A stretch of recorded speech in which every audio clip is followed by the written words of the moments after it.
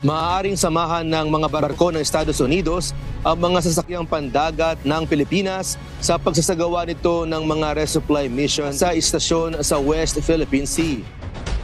Never, ever, ever, ever let their country down. 从正确的中国共产党万岁！ Amerika ang haharang sa mga barko ng China sa West Philippine Sea. Ang Estados Unidos ay nagpahayag ng kanilang patuloy na suporta sa Pilipinas sa issue ng West Philippine Sea. Escort of one vessel to the other is an entirely reasonable option within our mutual defense treaty among this close alliance. Sa iba't ibang pagkakataon, ipinakita ng US ang kanilang suporta sa pamamagitan ng mga pahayag at aksyon na naglalayong ipagtanggol ang karapatan ng Pilipinas alinsunod sa international law, partikular na ang United Nations Convention on the Law of the Sea. Ano-anong suporta ang gagawin ng Amerika parang tulungan ang Pilipinas laban sa China? Ang Amerika nga ba ay kakampi at kaalyado ng Pilipinas? O ginagawa lang tayong sangkalan sa paghahanda nila sa matinding laban sa China? Yan ang ating aalamin. Sinusuportahan ng Amerika ang Pilipinas sa issue ng West Philippine Sea laban sa China dahil sa mga mahahalagang dahilan. Una, Mutual Defense Treaty. Ang Mutual Defense Treaty ng 1951 sa pagitan ng Pilipinas at Estados Unidos ay nag-uutos ng mutual support sa kaso ng armadong pag-atake. Subalit, ang direktang pakikialam ng US ay depende sa maraming kondisyon at consultation sa pagitan ng dalawang bansa. Ikalawa, diplomatic statements and actions.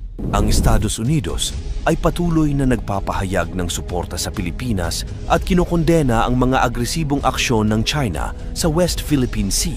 Noong nakaraang taon, si USC Secretary of State Antony Blinken ay nagbigay diin sa commitment ng US sa ilalim ng MDT matapos ang insidente sa Ayungin Shoal noong Hunyo 17, 2024. Ikatlo, military presence and exercises. Ang US ay aktibong nakikilahok sa military exercises kasama ang Pilipinas at ibang mga bansa sa rehiyon. Ang mga exercises na ito ay naglalayong pahusayin ng interoperability at pagpapakita ng presensya sa rehiyon. Malinaw na ang US ay nakahandang suportahan ng Pilipinas. Ang pakikipagtulungan ng Estados Unidos at Pilipinas ay naglalayong ma-maintain ng balance of power at kapayapaan sa rehiyon. Ayon sa pahayag ng Estados Unidos, ang aksyon ng China ay itinuturing na agresibo at mapanganib na nagresulta sa pagkasira ng mga sasakyang pandagat ng Pilipinas at pagkakaroon ng mga sugat sa mga Pilipinong tauhan. Ang US Ambassador sa Pilipinas na si Mary Kay Carlson ay mariing kinondena ang mga aksyon ng China na nagsasabing ito ay lumabag sa international law, partikular na sa United Nations Convention on the Law of the Sea at ang 2016 Arbitral Award na pabor sa Pilipinas. Dagdag pa rito, binigyang diin ni US Secretary of State Antony Blinken ang matibay na pangako ng Estados Unidos sa Pilipinas. Ang mga aksyon ng China ay nakakasira sa kapayapaan at katatagan ng rehiyon. Ang Estados Unidos ay nagbigay ng iba't ibang uri ng barkong pandigma sa Pilipinas sa pamamagitan ng kanilang defense cooperation at military aid programs. Narito ang ilan sa mga pangunahing barkong pandigma: Hamilton-class cutters, BRP Gregorio del Pilar, dating USCGC Hamilton, isang high-endurance cutter ng United States Coast Guard. Ang barkong ito ay ginagamit sa maritime patrol at search and rescue operations. BRP Ramon Alcaraz, isa pang Hamilton-class cutter na ginagamit ng Philippine Navy. Cyclone-class patrol ships, BRP General Mariano Alvarez. Ito ay dating USS Cyclone, isang patrol ship na binigay ng Estados Unidos sa Pilipinas. Ang barkong ito ay ginagamit para sa coastal patrol at maritime security operations. MK-6 patrol boats. Ang Estados Unidos ay nagbigay ng mga MK-6 patrol boats na ginagamit ng Philippine Navy para sa maritime security at interdiction missions. Ang mga bangkang ito ay may advanced weapon systems at ginagamit sa mga operasyon sa coastal areas. Littoral combat ships, BRP Conrado Yap, PS-39.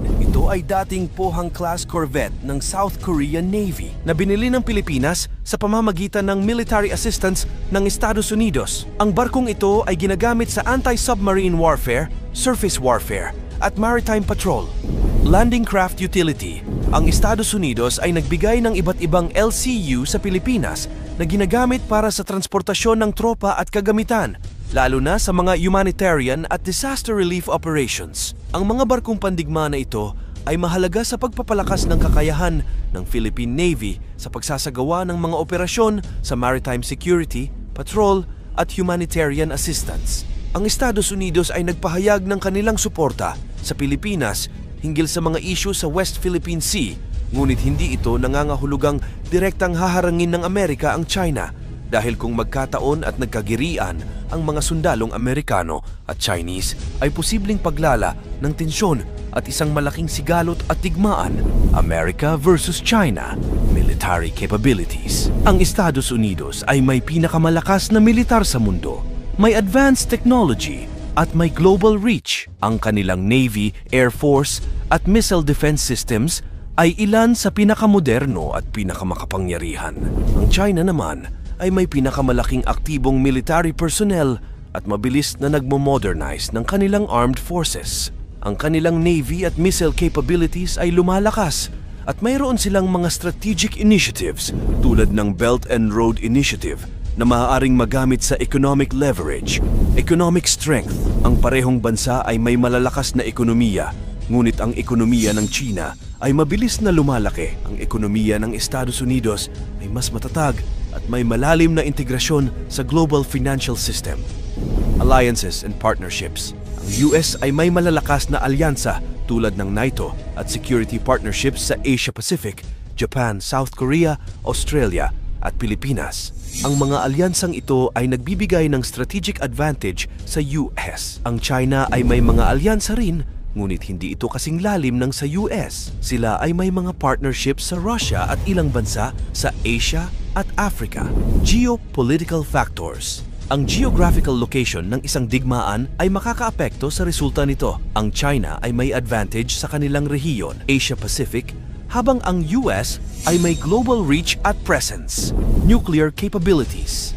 Parehong bansa ay may significant nuclear arsenals. Ang paggamit ng mga ito ay maaaring magresulta sa catastrophic consequences na maaaring maging dahilan upang ang isang full-scale war ay iwasan ng parehong panig.